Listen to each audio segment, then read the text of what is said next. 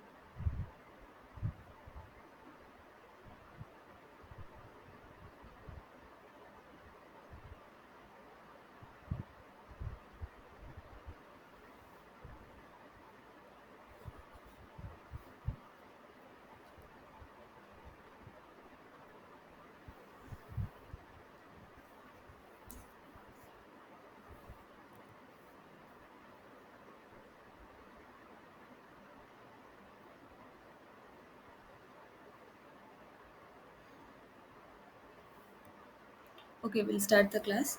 This is week 4 of Structural Analysis 1 taught by Professor Amit Shah. I am Trisha Chakraborty, one of the course teaching assistants. I'm a PhD student at the Indian Institute of Science, Bangalore. We, I'll start with a brief recap of the previous 3 weeks. In week 1, we looked at the main four major categories of internal forces: axial force, torsional moment, bending moment, and shear force, and common classification of elements and boundary conditions. So the way the elements are idealized: the beam element that undergoes shear and moment, the truss element that only undergoes axial force, and the frame element that undergoes all three.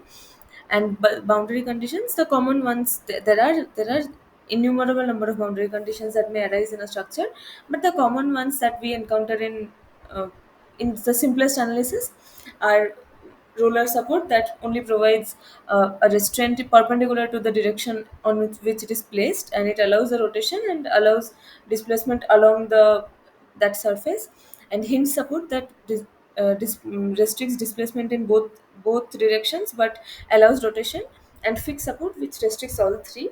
And this is when we are talking about in the 2D frame, 2D plane. When we are talking about in the 3D plane, the things will increase. Like the roller support will still only give one force perpendicular to the surface, but the hinged support will give three restrictions in all three displacement directions, so three mutually perpendicular directions.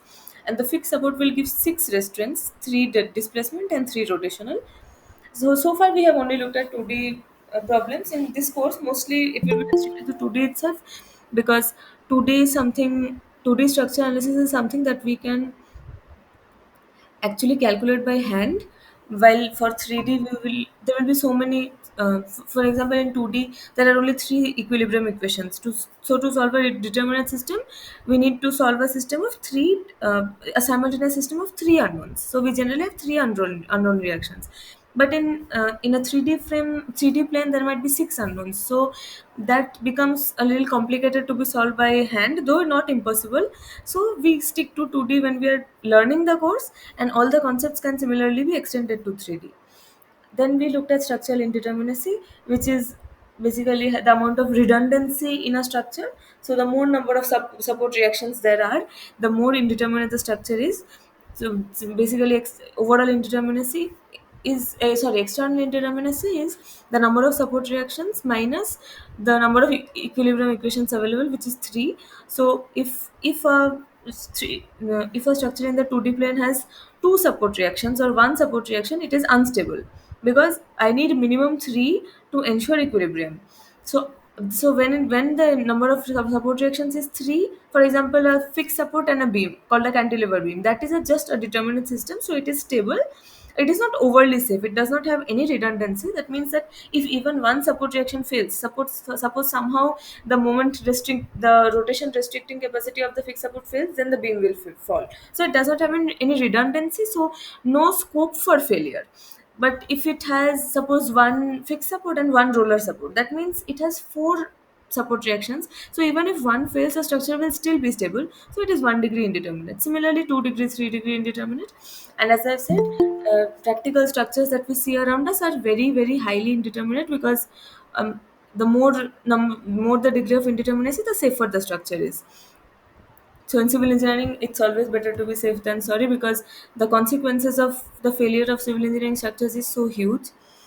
And the most important topic of week one, and one of the most important topic of this course itself, is the bending moment diagram and shear force diagram, where you are given a beam, and you can also be given a frame, but generally a beam, its boundary conditions, its loading pattern, and you have to find the how the bending moment and shear force varies along the length of the beam. And it is one of the most, like, almost for sure, a question like this you will find in whatever exam on structure analysis you are giving, or whatever competitive exam on overall civil engineering you are giving. So we very uh,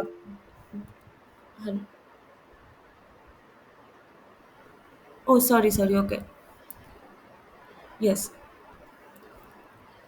So be sure that you practice these bending moment and shear force diagrams a lot, especially because there are, like, when we studied it in week one, we saw that when there is a uniformly distributed load along a beam, the bending moment diagram follows a parabolic pattern. Now, to we cannot construct for when there are point loads, the bending moment diagram can be just joined by straight lines. So if it shows a linear nature, we just need 2 points and we can join that by a linear line, and then we don't have to solve the bending moment at any intermediate point of the section. However, for when it shows a parabolic nature, we also, if you have not practiced enough, you cannot predict what kind of a parabola it will look, whether it will be concave or convex, whether it will cut through in the middle, go to the negative zone or not. So for that, of course, if you do not know, if you cannot predict it, you can always solve the bending moment values at intermediate points and then roughly join it as a sketch. However, the more you practice, the more intuitively you will be able to predict, and that, as I keep on saying, that is especially helpful in competitive exams, because there is very less time in competitive exams generally to solve questions. In week two, we moved on to trusses. So here in common classifications of elements, we have seen trusses, beams, and frames. So our first topic of concentration was trusses. Idealization is basically what kind of trusses we see in real life and how they are translated onto pen and paper. A simple, like, of course, we do not see any truly 2D structures around us. They are all 3D. But trusses are often like there is one 2D truss, there is another 2D truss, and then they are joined by cross members. For example, in truss bridges. So what we do is we take one 2D truss and solve it in a 2D manner by hand. So that was what we studied. Stability of trusses is an important point, because a truss is a special kind of, like, every truss element is a two force member, so it only undergoes tension or compression, and all the joints or all the nodes of a trusses are hinged supports, are hinged together. So they provide two restrictions, like in the x direction, in the y direction, or any two mutually perpendicular directions. So it is not the conventional kind of equations that we solve in beams or frames, because the rotation here is not at all a question, because in a truss, there is no bending moment, there is no rotation that can come. So in stability, saw certain things. One was that what is the minimum number of members required to make a determinate truss given the number of joints. And another thing was, there are some special cases, like in a truss, the all three support reactions cannot be parallel, because then there will be nothing to stop the truss from rolling if you provide a force in the perpendicular direction to those support reactions. Then all three support reactions also cannot be concurrent, because if they are, then there is a rotational instability that comes. So that was how we studied the stability of trusses.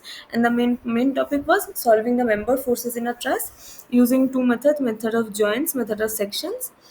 And that is basically, so thus, as I've said, there are two types of responses in a structure: the the force or the stress reactions, and the displacement or the strain reactions. So here what we did was solving the member forces.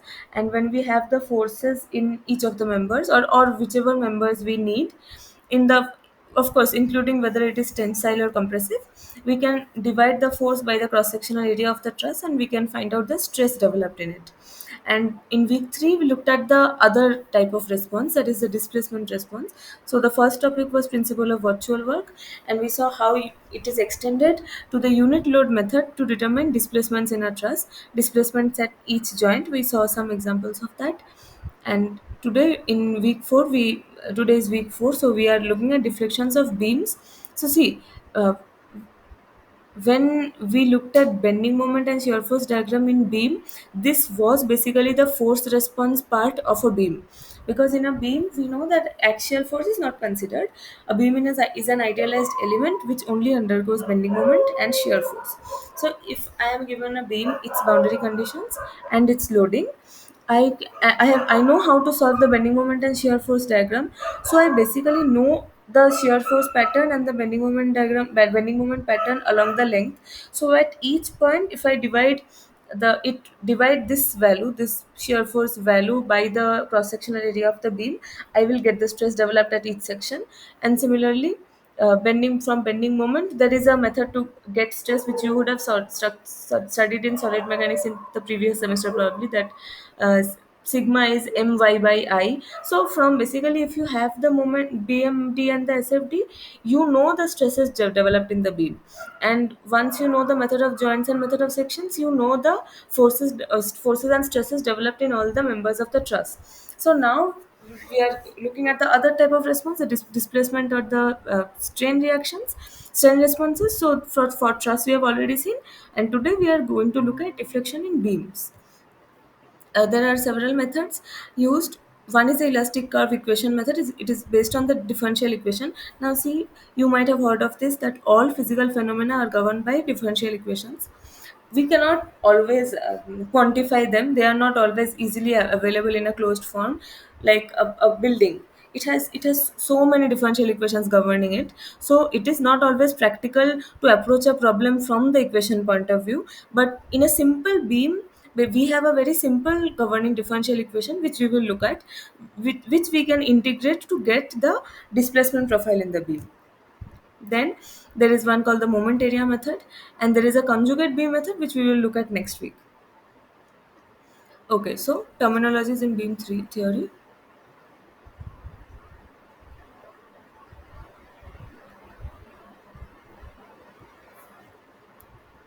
Okay, so this is a beam. This is the length of the beam along this horizontal direction. This is the length of the beam, and into the plane you can imagine the cross section of the beam. So if this is a beam, this is its length and this is its cross section. So this is into the plane and this is the length. So when I'm looking at a displacement, the beam is being displaced some like this. So you can imagine, like if you just take a book and do that this displacement profile, you will understand that the if it is displacing in a manner like this, like it is sagging, then on the top surface there is a compression, and on the bottom surface there is a tension. So you can see that from the diagram also, you can see that in the top the length has decreased, and in the bottom surface the overall length of the beam has increased. So this is under tension, the bottom surface. The top surface is under compression, and somewhere in the middle of these somewhere in the middle of the beam, not middle as in the midpoint, somewhere in between there will be one axis. If considering the axis to be along the beam length, there will be one axis where there is no tension or compression. So because this is a profile, the stress profile in the beam in the downward direction is changing from compressive here to tensile here. So you can understand that there will be a crossover somewhere where there is neither tension nor compression. So this axis will neither elongate nor shorten. So this is called as a neutral axis. And neutral surfaces, Basically this beam is actually a 3D body. We are looking at this in a 2D manner. So here I will find a neutral axis, and if you go into the plane along that neutral axis, you will get a neutral surface. So if this is a neutral axis, here this will be the other side of the surface. So this will form a neutral surface. So a beam is formed. Let's say look at the definition. A beam is formed of many fibers aligned longitudinally. Longitudinally means along the length of the beam under action of downward transverse loads. Transverse means perpendicular to the length. Fibers near the top of the beam contract, whereas fiber near the bottom of the beam extend. The plane where the fibers of the beam do not change their length is called the neutral surface. And the neutral axis, the axis of the beam is the interaction of the neutral surface and the longitudinal symmetry. This is the neutral axis. And the deflection curve, when a beam is loaded, the neutral axis or surface deforms into a curve which is called a deflection curve or elastic curve. So imagine when the beam was not loaded. Before it had been loaded, it was just a straight kind of thing. So this line was straight, this line was straight, this line was straight. So after the loading, the neutral axis has formed a curve shape like this. So the equation of this line is basically what we want. And to know an equation, we need to know the frame of reference. So our frame of reference is, suppose this direction, the length of the beam is taken commonly as the x coordinate, and the offset of every point of the C. So every point in the neutral axis has an x coordinate. This is x equal to 0. This might be x equal to L. This midpoint is x equal to L by 2. So at each x, I want to know the y value, which is basically the offset of the new neutral axis position from the original neutral axis. So it was like this, it has become something like this. So at each point I need to know the downward deflection or the upward deflection, whatever has happened. So I need y as a function of x, where x runs from 0 to length of the beam. There are some, so the kind of beam that, see, again, in engineering, there are a lot of assumptions to make our calculations and life easier. And all assumptions, so all theories in generally that we study in engineering have some assumptions. They are approximations, but whether a theory or model is good or not depends on whether the errors, whether those assumptions can be actually taken in real life structures, and whether the errors are not too large. So Euler-Bernoulli beam theory is one of the most common beam theories used. It has certain assumptions. One is that the beam section is infinitely rigid in its own plane. According to this assumption, there is no deformation in the plane of the cross section. So this is a little difficult to understand the terminology, but what it says is,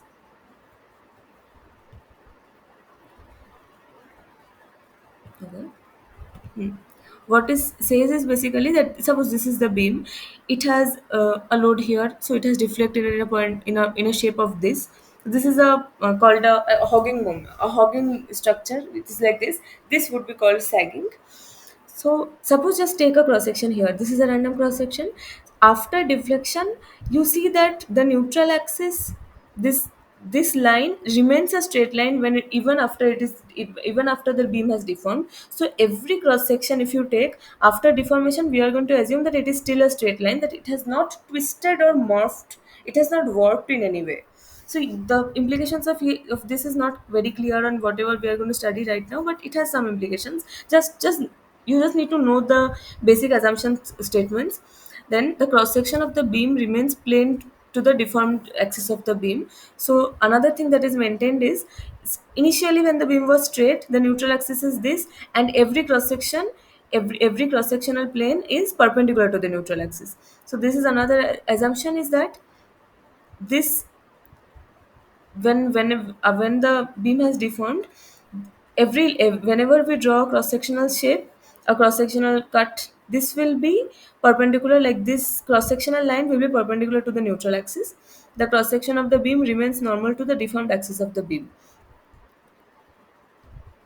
So this actually, sorry, I'm sorry, I'm so sorry. The assumptions that I explained now are 2 and 3. So 2 is that the cross section of the beam remains plane to the deformed axis of the beam. This means that it remains a straight line. The cross section of the beam remains normal. That means that the angle between the between the deformed neutral axis and the deformed plane will always be 90 degrees, and the beam section is infinitely rigid in its own plane. There is no deformation in the plane of the cross section. I think it means about the warping in along this direction, which is again very difficult to visualize. So we'll look at this if we come across this, but I don't think in this course this is very important that what this actually means. But you have to know these statements. And now we move on to the governing differential.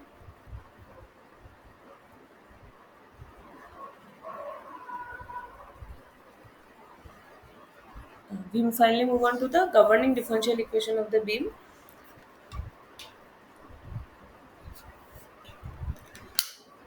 So our equation is moment. This m is moment, bending moment. E is the Young's modulus. You would have heard of the Young's modulus. It is a material property. It is the ratio between, like, when the material is in the linear zone where it follows Hooke's law. Stress is proportional to the strain, and the constant of proportionality is the Young's modulus. So it is basically the slope in the stress strain curve. So there is a material property. I is the second moment of area. It is a geometric property. Geometric means it depends on the cross section. It depends on the dimensions. So whatever, whether it is a circular cross section, whether it is a rectangular cross section, and what is the depth and width of the beam, I will depend on that. Uh, M is the bending moment developed in the beam.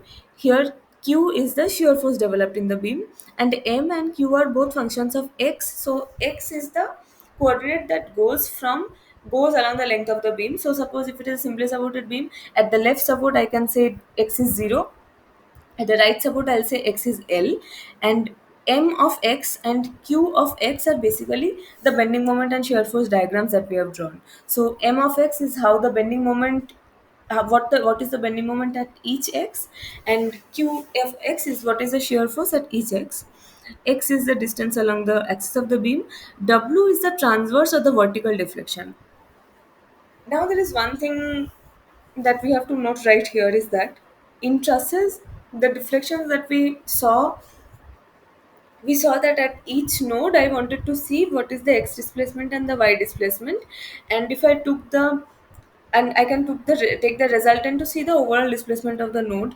But in a beam, that is not what we are doing. In the beam, there is going to be no x displacement because a beam is uh, there is an assumption in the concept of a beam element that it cannot undergo axial force. So it cannot go compression or it cannot go undergo elongation or shortening along its axis. So the only kind of deflection I am going to allow is perpendicular to the line of the beam. So it is called transverse or vertical deflection. So as we saw in this example, suppose in this figure, here this is the x goes from here to here, and at each x I can see the neutral axis has gone down a little bit. So the w or the transverse displacement at this point would be, I have to draw the original neutral axis and I have to see how much this point has gone down. So that is the w at x equal to L. At this point, since it is a fixed support, the w at x equal to 0 will be 0 because it has a fixed support. It provides restrictions in the vertical direction. Similarly, at the midpoint I will get some deflection. At this point I will get the maximum deflection. So like that, w is a transverse or vertical deflection. It is also a function of x since it varies along x along the length of the beam. So the equations are: m is minus ei d2w dx square, and ei d4w dx4 is q of x. So these are the equations that you just have to memorize. They come from uh, like they have derivations, but you don't need it. You will learn it only in higher courses of analysis, like finite element method. If you are taking structural engineering, you will probably have a course on finite element method in your fourth year. There you will see the proofs of this, but you don't need it here. Just know what the equations are. Now, there are some compatibility or continuity conditions. Equations essential for solving indeterminate structures, considering the displacement equilibrium of the structure, need to be satisfied for determinate structures as well. So the concept is, at a single point in a structure, there cannot be more than one displacement, that is horizontal, vertical, or rotational.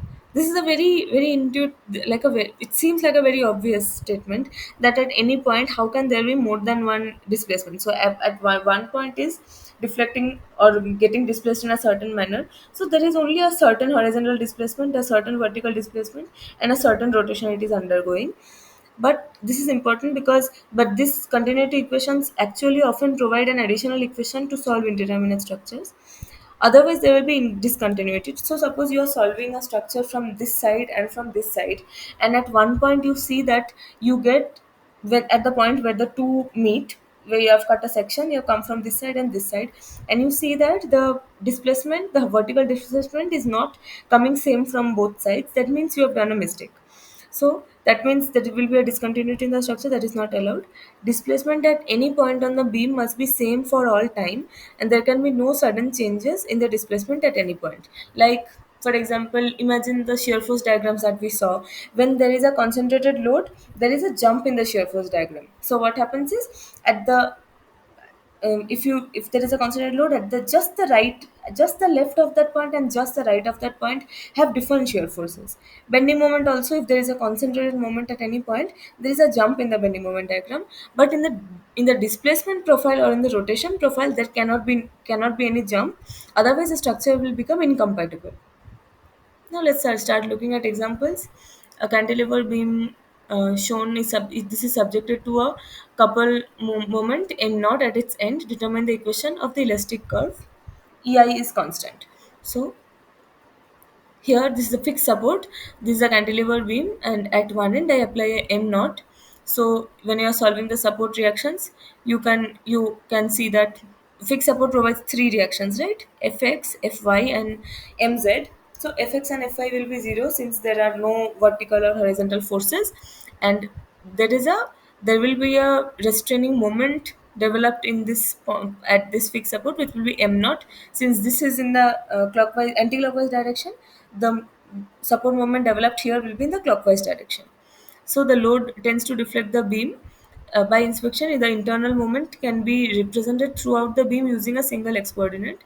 Now, if here there is a moment m naught and here there is a moment m naught, at any section, if you cut any section, suppose at length x from here, you will see that the moment,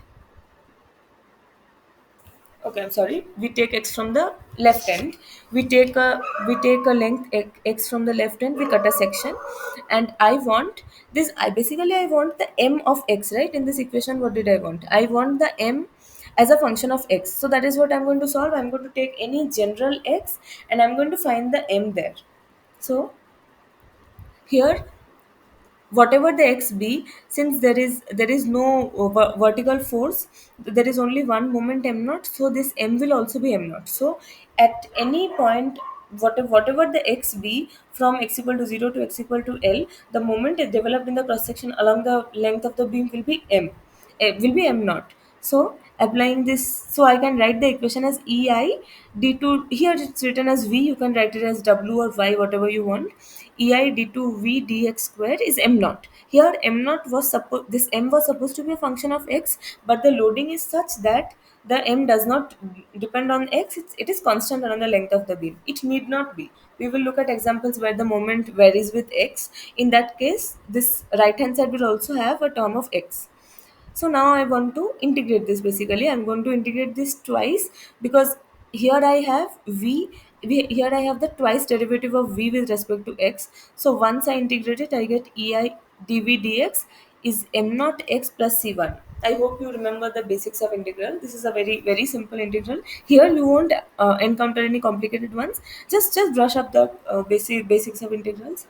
Then you integrate again to get ei v is m naught x square by 2 plus c1x plus c2. So to get the expression of v, I am going to divide this right hand side by ei, and I will get v as a function of x, and you will see this is a parabolic profile. So basically my v is 1 by ei in brackets m naught x square by 2 plus c1x plus c2. So now c1 and c2 are arbitrary constants, and how do I solve them? for that I need to implement the boundary conditions. So what boundary conditions do I know here? Now, since I know that at x equal to 0 there is a fixity. There is a fixity, that means that there can be no displacement in the downward direction. So at x equal to 0, v equal to 0. That is what I'm going to put in this equation. That is 1. So from that, this c1 will vanish. So I'm going to get that c2 is 0. I got c2 is 0 from by applying that boundary condition. And I also have another boundary condition. In fixed support, I also know that rotation is 0. The beam cannot rotate at that point. And we know that rotation is basically a single derivative of the transverse displacement. Okay, so I mean, I don't know whether you knew that or not, but dv dx is the expression of rotation at any point.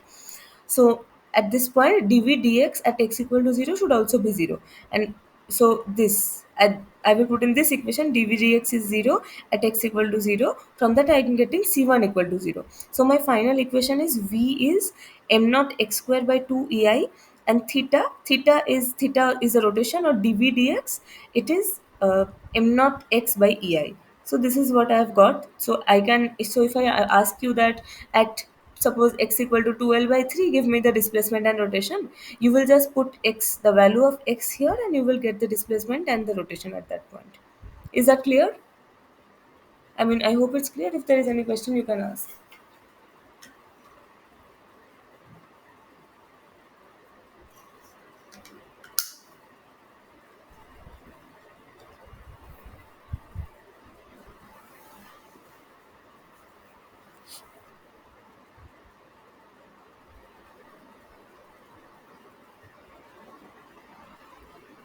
Okay, so we'll look at there is another thing studied here, that is that the maximum slope and deflection occur at a x equal to l, for which, so in a cantilever beam with a moment at this tip, you can intuitively understand the displacement is increasing along x, and the rotation is also increasing along x as x increases. So if I ask you what is the maximum deflection, you will say the maximum deflection will come when x equal to l, and the value will be when I put l here, so it will be m naught l square by 2 ei, and the maximum rotation will be m naught l by ei.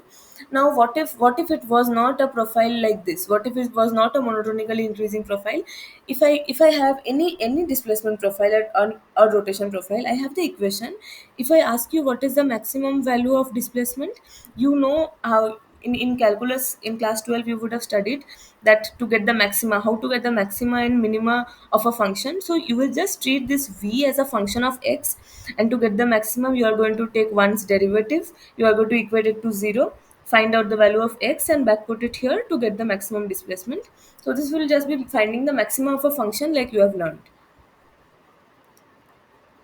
This is another example. This is not a monotonically increasing function. This increases and decreases that kind. So this is a simply supported beam with an overhang. This is a hinge. This is probably a roller, and there is an overhang here. So this is called an overhang. So it's a simply supported beam with an extended portion on one of the ends, that is called an overhang. The beam is subjected to load P at the end. Determine the displacement at C. EI is constant. So I have to first solve the support reactions. When I solve it, I get this as 3p by 2 and this as p by 2 downwards. I'm not going into the solving of support reactions right now because we have looked at it so many times by now. We have three equations of equilibrium: sigma fx equal to 0, sigma fy equal to 0, and sigma mz equal to 0. From that you can get the support reactions.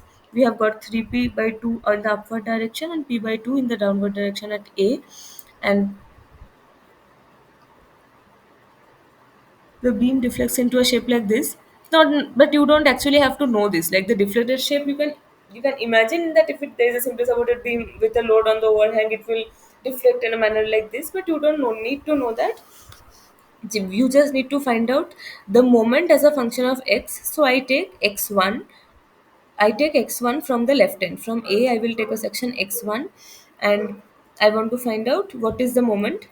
So using the free body diagram here,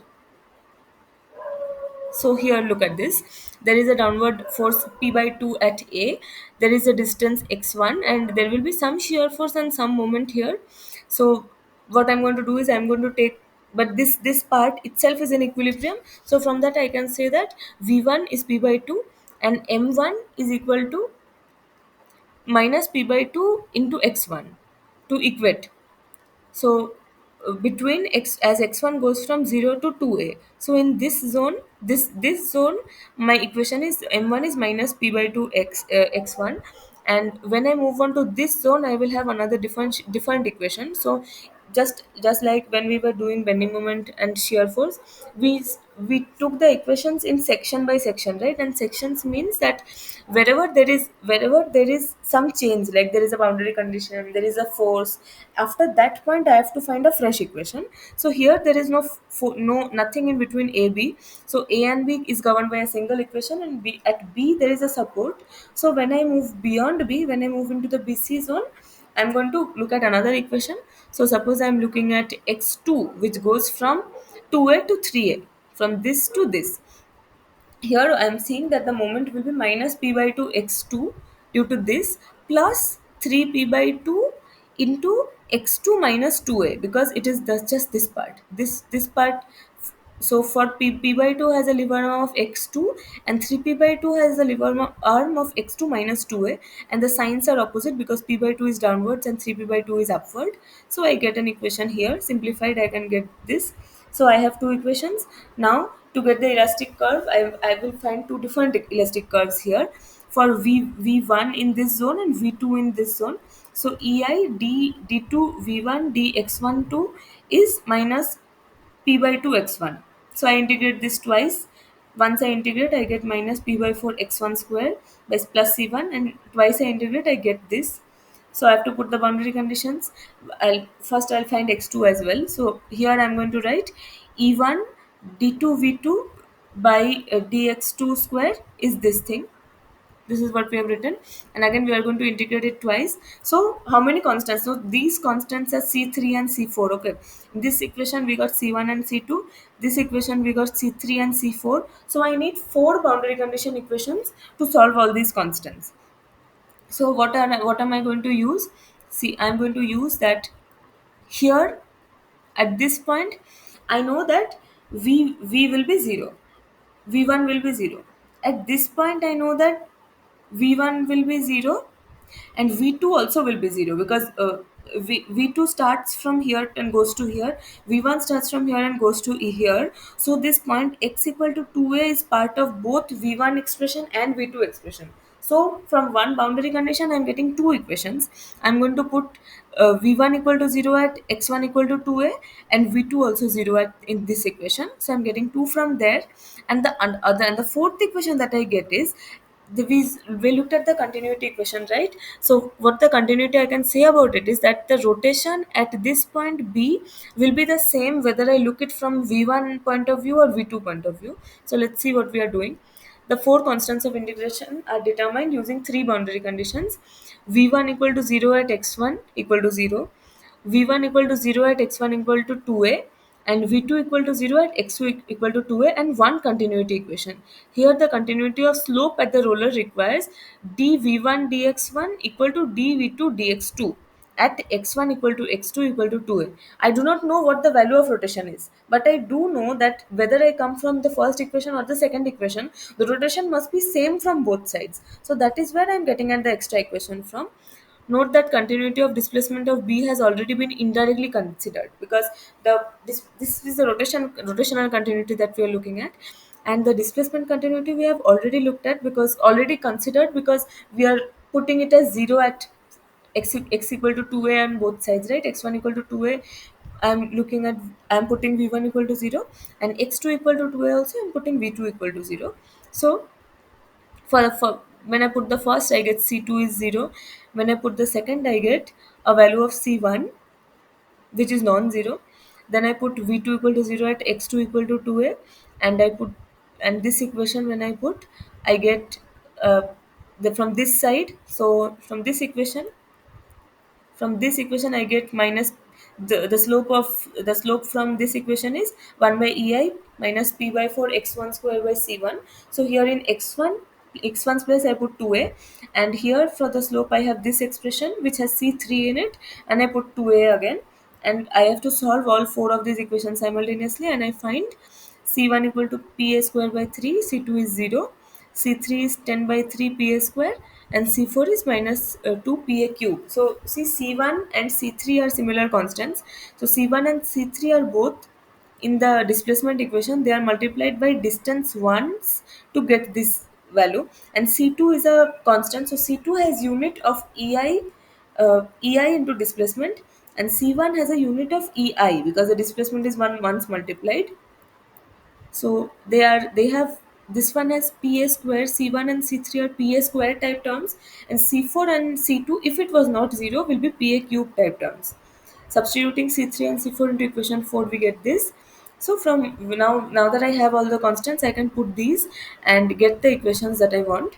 And then the question was that find the displacement at C. So what I'm going to do is I need this equation. This, since the point C has x2 equal to 3a, it is in the x2 zone because it is beyond the point B. So once I have this equation, I'm going to put C. I'm going to put x equal to 3a, x2 equal to 3, and I am getting this minus ba cube by ei. In that, this minus shows that it is in the downward direction. Okay, so this was the elastic area method where we approach it from a differential equation point of view. So we find out the moment as a function of x. I write down the differential equation and integrate it twice to get the deflection profile. And the moment area method is a simpler method. It is basically it is basically based on the differential equation method, but it is represented in a simple manner where you do not have to go into these integrations and all that. So there are two moment area theorems. Theorem 1, the change in slope between any 2 points on the elastic curve equals the area of the m by ei a moment diagram between these 2 points. So what it says is, this, suppose this is a simply supported beam AB, this is a hinge support, a roller support, and a point load is applied at this point. And in the deflection profile, I take any 2 points B and C. What it says is the change in slope between any 2 points on the elastic curve. The elastic curve is a deflected shape, okay? So that equals to the area of the m by ei diagram between these 2 points. So this is the at slope B. We are going to, at any point, if I ask you to find out the slope, you are going to draw the tangent. You are going to draw the tangent at that point, and the original tangent was along AD. Original tangent was along the beam, along the length of the beam, because it was a straight line. Then when it deflects like this, I get a different tangent, and the angle between those two, so between the horizontal line to the tangent line I have drawn, is the slope. So see, this is the slope of B with the horizontal, with this tangent. That angle between the horizontal and this tangent is slope at B. At C, I get a tangent in this direction. So this line and the between the horizontal, this is the slope at C. So the difference between the two slopes will be the area of the m by ei diagram. So theta a minus b is integral ab m by ei dx. You won't need to do it in integral form. We'll see how the applications come. And the theorem 2 is about deflections. The vertical deviation of a point B on the elastic curve with respect to the tangent which is extended from another point C equals to the moment of the area under the m by ei diagram between those 2 points. The moment is computed about point B where the deviation from B to C is to be determined. The statement is pretty complicated. Let's look at what it actually means. So the vertical deviation of a point B on the elastic curve with respect to the tangent which is extended from another point C. So what I do is I take one point B, one point C.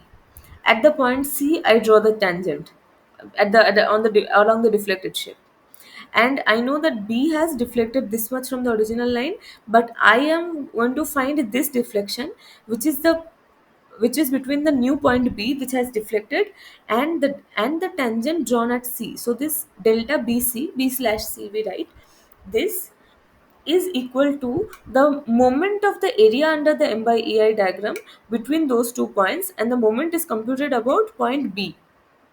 So uh, now the m by ei diagram that we are talking about is basically the bending moment diagram divided by a factor of ei. Generally, when you are going to be given these questions, the ei will not vary along with length.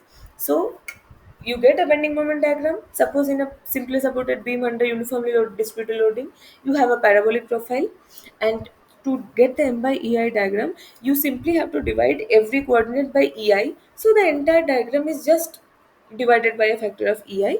It is not a big deal. You just have to know how to draw the bending moment diagram. Once you have that, you have the M by EI diagram, and you get this parameter delta BC and this parameter theta AB, the difference in slope between 2 points. And we are going to use these two theorem to in specific manners. Like, you have to figure out how I'm going to use the moment area theorem to find out the deflection that I need. So unlike, like for example, in trusses, when I ask you to solve the member forces in all the members of a truss, you apply the method of joints, because it goes joint by joint and follow and solves every member force. But if I ask you to find only certain member forces in the middle of the truss, you are going to cut a section, and you have to know that which section I'm going to cut smartly, so that I get the whatever I want in the shortest amount of time. If you go by method of joints, you will of course be able to solve all the forces, but you might need a greater time in the long run. So the moment area theorem is a similar analog to the elastic curve method. In the differential equation method, what we did was, we found out the deflection profile along x along the entire length of the beam. So if I ask you that, give me the deflection at this point, a random point here, you can of course always go by the differential equation method. You will get the deflection profile. You are going to put x equal to wherever I have asked you, and you will get the deflection. But what if applying these theorems, you can, if you know how to apply the theorem in the, and if you know how exactly which 2 points to choose, you can just apply these simple theorems to get the deflection at that point immediately. You won't get deflections at all points. If you use moment area method to get the deflection at a certain point I have asked, and I ask you, give me the deflection at this point also, you won't be able to do that. Whereas if you had the elastic curve, if you had the differential equation, you would be able to solve it at any x. But the approach of this is different, and this is again more important, because generally we do not need the entire profile. Generally we need it only at certain critical points. And again, in exams also, you are mostly asked, especially in competitive exams, you are asked at certain points. So you have to know how to apply the moment area theorems. Let's look at examples.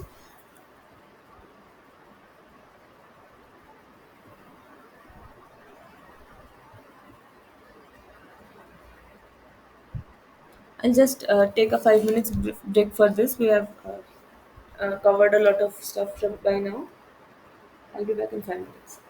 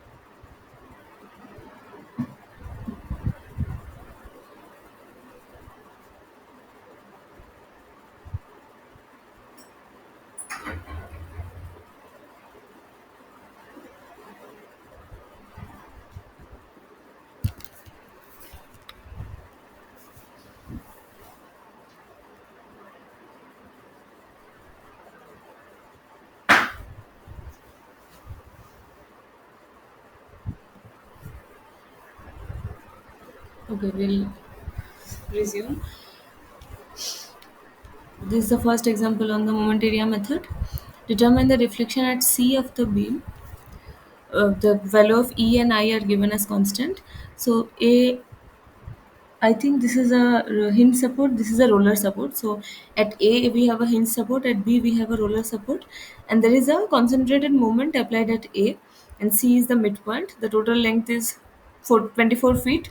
You can consider it as 2L if you just don't want to work in numerics. If you want to work in the algebraic method first, you can take it as 2L. So C is at x equal to L, and you can just take this as M. Afterwards you can put the values, because if you calculate as you go on, you have greater chances of making calculation errors.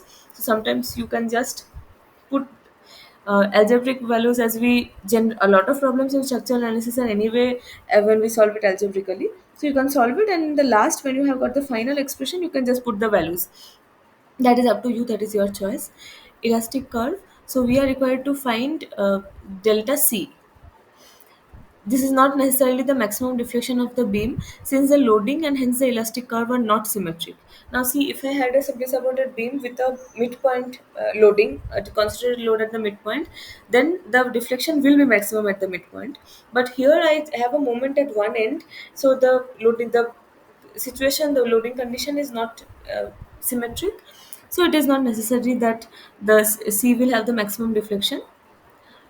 As indicated in the figure, the tangents at A and B, here I am drawing a tangent at A and a tangent at B. They will not have the same angles, okay? Because since this is not a symmetric structure, the angles at A and B need not be symmetrical. That, like, in of course A is undergoing a clockwise rotation, if B is undergoing, sorry, A is undergoing anti-clockwise rotation.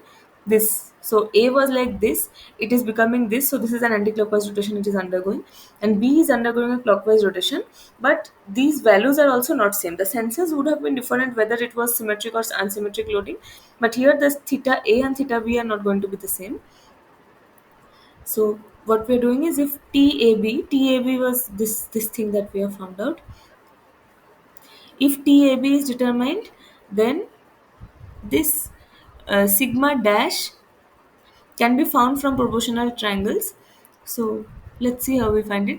We apply theorem 2 to determine TAB. So TAB is, and TCB. Here TAB is the moment of the M by EI diagram between A and B about point A. Because I draw a tangent at A, I draw a tangent at B, and I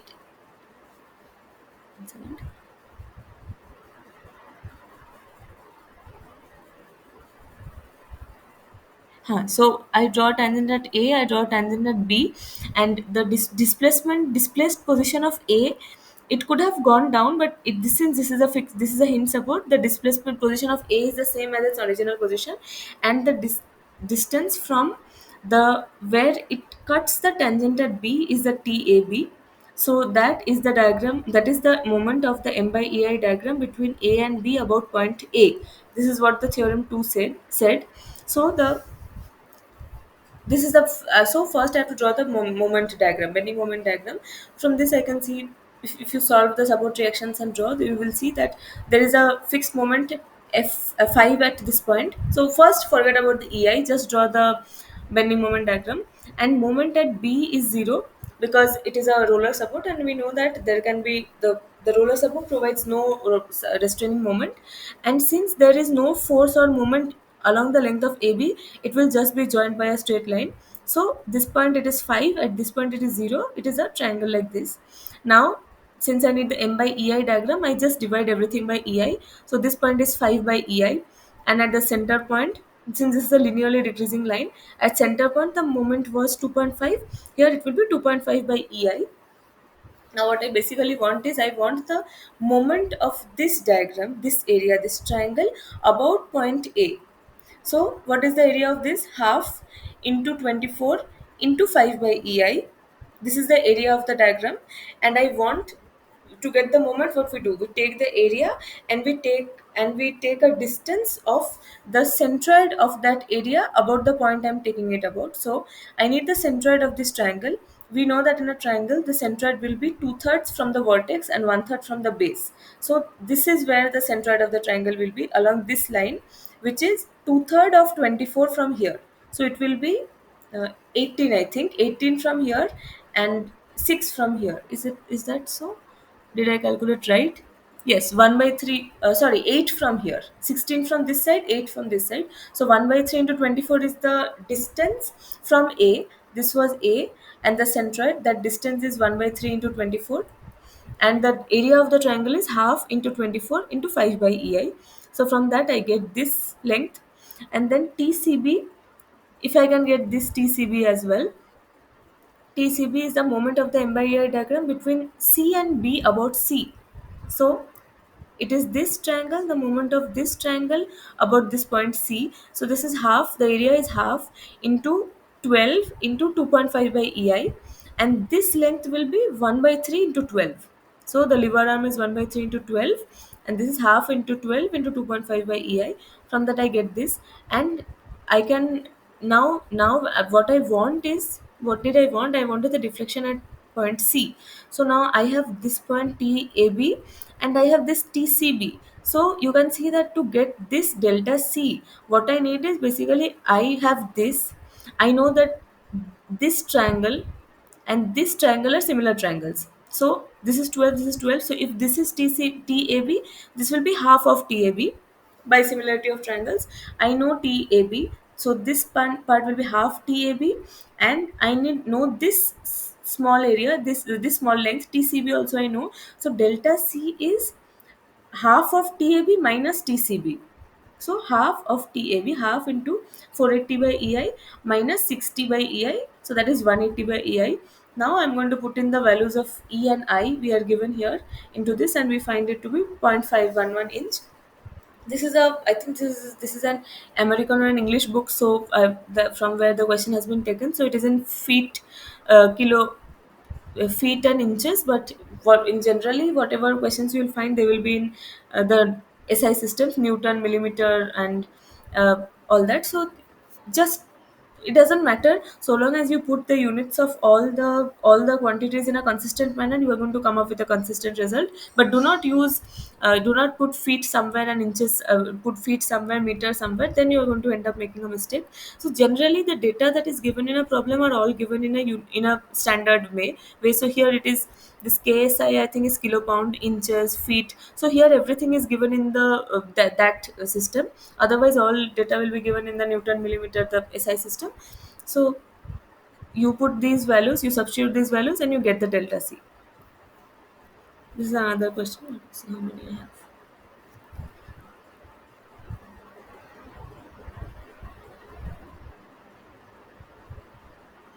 Okay. Look at this example. Determine the slope at point C of beam. This E and I are given. So this is a hinge support. This is a roller support. There is a there is a point load at 20 kilonewton at the midpoint. So this is a symmetric structure because at both ends there will be 10 kilonewton each reaction, and the loading is also at the midpoint. So this is a symmetric structure, and I need the slope at a point C, which is in between A and D.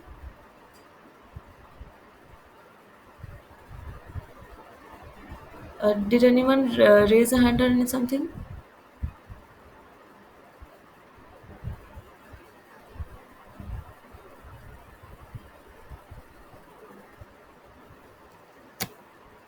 Okay.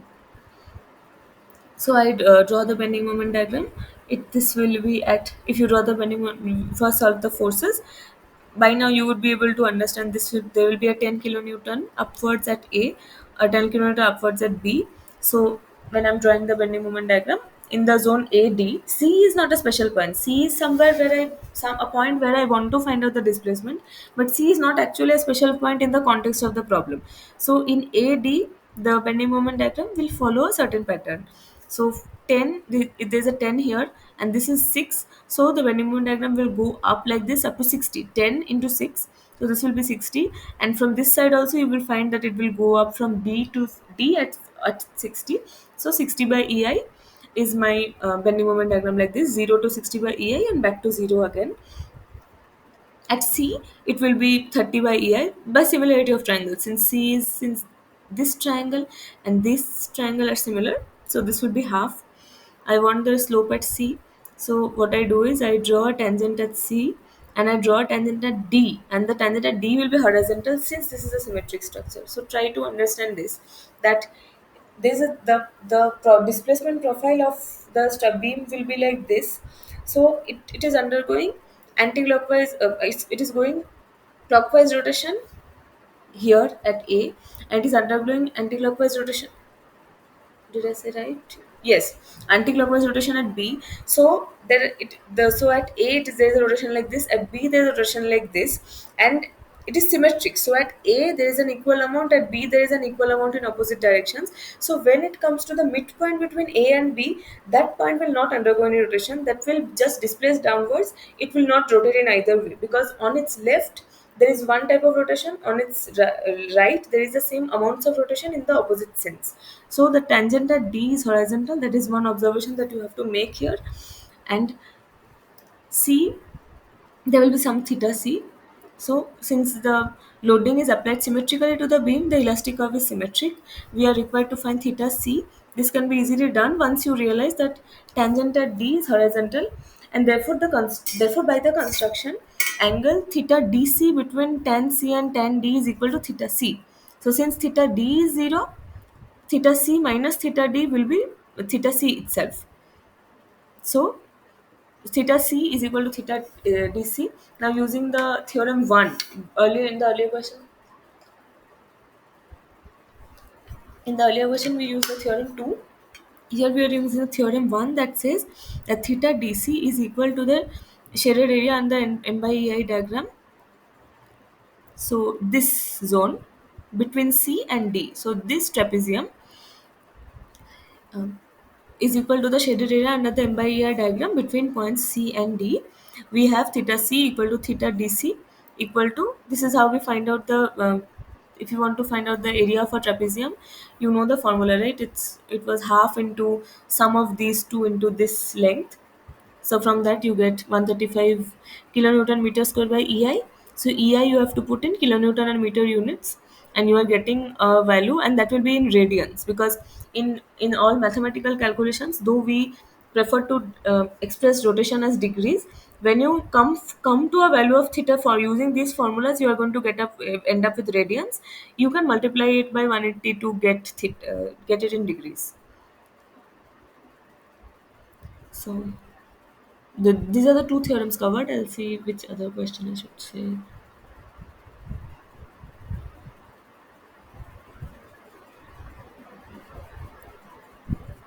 Okay, this may be determine the point at the slope at point C of the beam. There is an asymmetrical loading, so this is not a symmetric problem. When you draw the bending moment diagram, it will be two straight lines. At this point, it is 36, because we are probably going to, like, if we solve it, we will see that this value comes out to be 36, so 36 EI, and these are symmetric triangles. So this is 6 feet, this is 12 feet. So this will be one third of the coordinate at C will be one third the coordinate at this load application point. So it is 12 by EI. The elastic curve is shown. We are required to find theta C. To do this, establish tangents at A, B, the supports, and C, and note that theta CA is the angle between the tangents at A and C. So this, I draw a tangent at A, I draw a tangent at B, and I also at C. So this is theta C. Wait. Yes, this is the tangent at C, and this is a horizontal line. So that angle between the horizontal and the tangent at C is theta C, and the angle between the tangents at C and A are theta CA.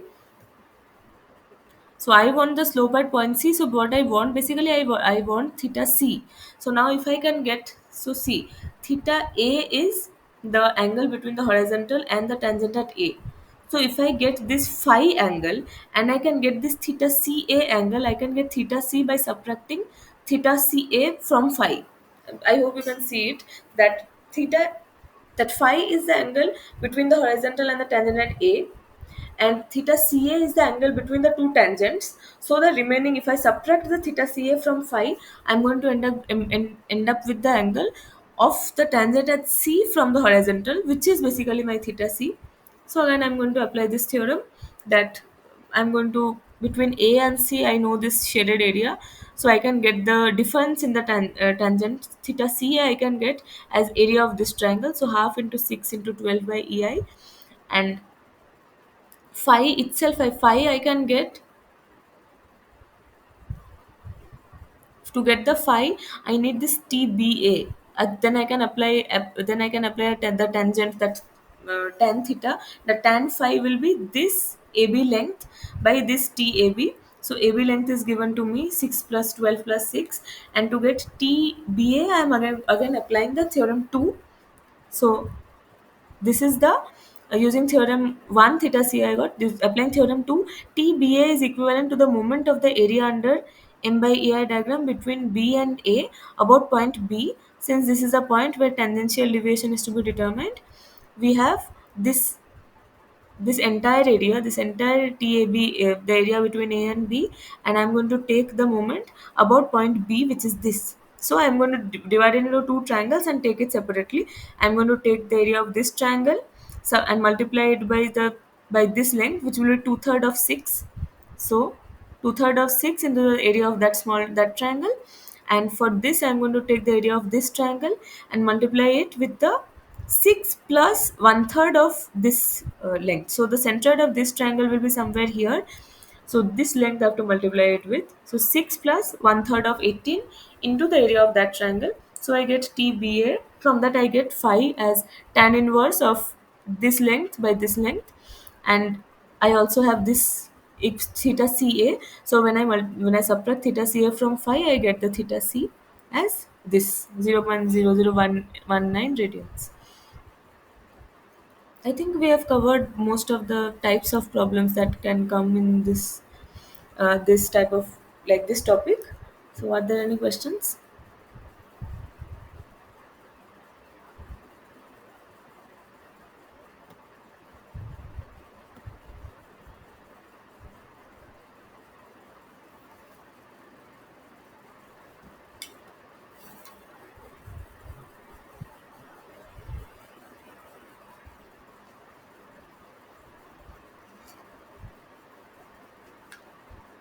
Okay, if there are no questions, you can leave.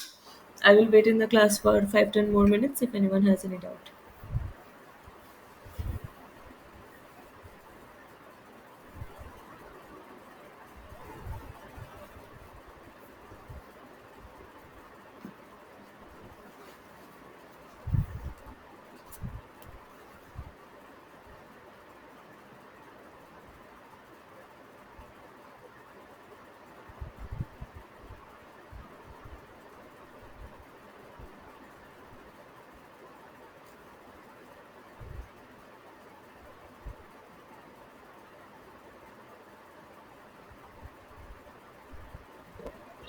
Hello, Yes? ma'am. I have one doubt, but not related this topic. I have doubt about joint method related. Okay, okay. So during during the session, uh, मतलब मैं हिंदी में बात कर सकती हूँ. Your network is, your voice is a little unclear. Can you can you type it in the chat box?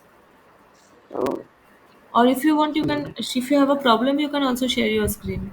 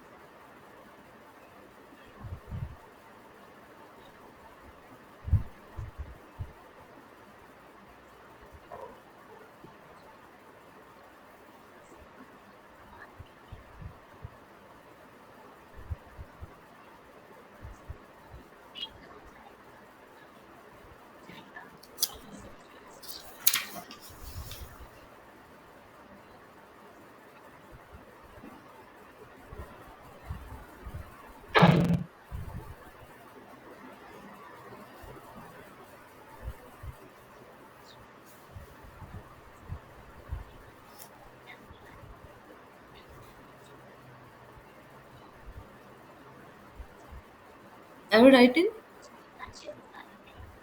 Yes, ma'am. Okay.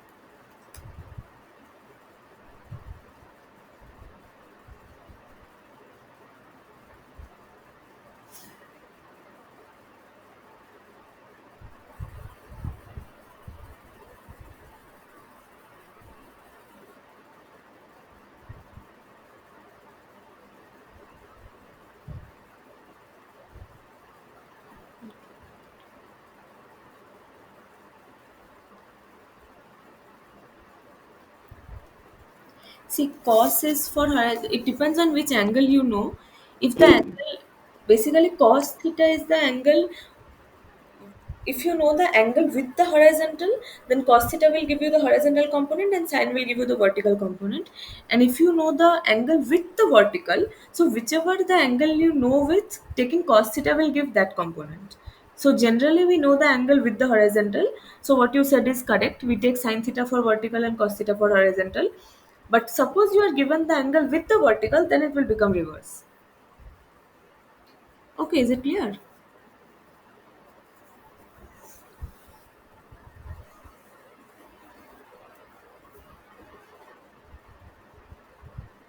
Is it clear?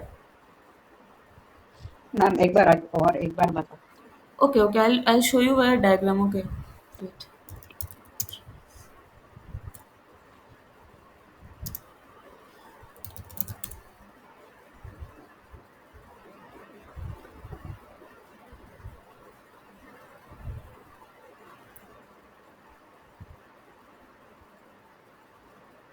Can you see this figure? Yes. So this is gamma. This gamma angle I know along the against the horizontal direction. So gamma is the direction, is the angle between my truss member and the horizontal. So if I am taking the force along this member, if I take cos theta, I will get the vertical direction force. If I get sin theta, I'll get the horizontal direction. Sorry, if I get cos theta, I will get the force along this axis, the horizontal axis, and if I get sin theta, I will get along the vertical axis. Okay, that is what you said, right? And Yes, now, ma'am. yes, and now if I had this angle, suppose I told you this angle, if gamma is 30, then this angle will be 60, right?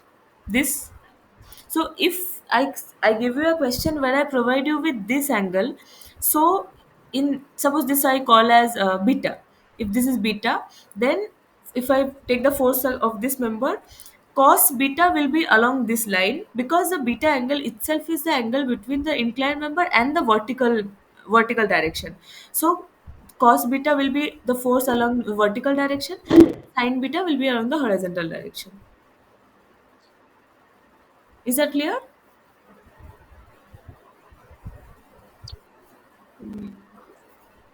Okay. Generally you will be मतलब given the horizontal the angle with the horizontal. So generally you will, this is how you are going to follow it. This is whatever you wrote is correct, but just keep an eye which angle is given. If the angle is given with the vertical, then you have to reverse it. okay, ma'am. Okay, are there any other questions?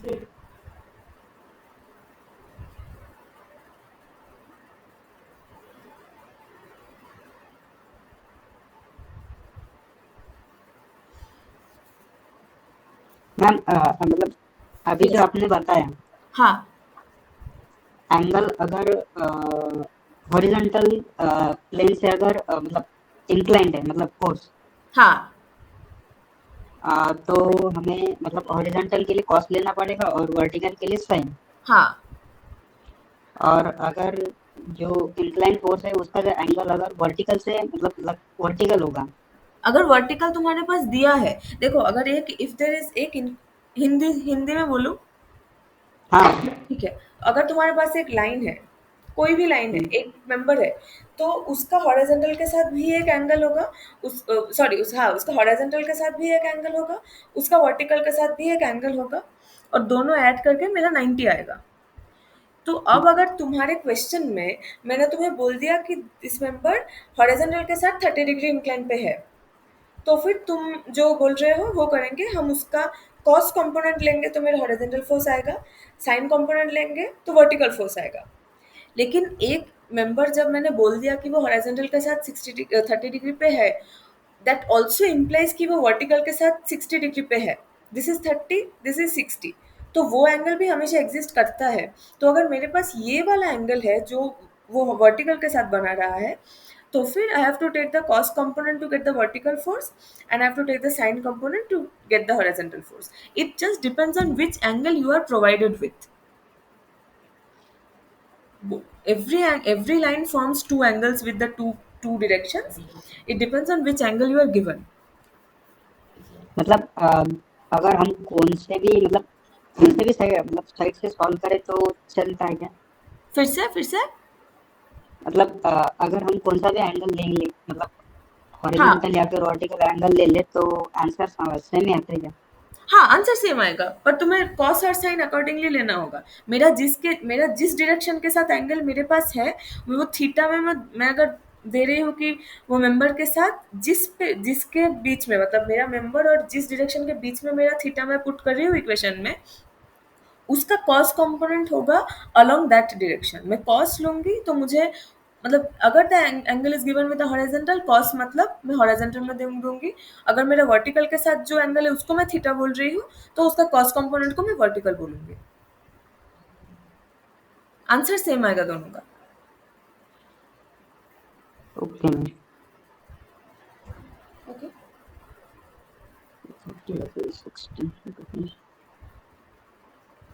अगर कोई question का doubt हो तो तुम मतलब मुझे mail कर सकते हो, मैं मेरा मेल आईडी लिख देती हूँ यहाँ पे।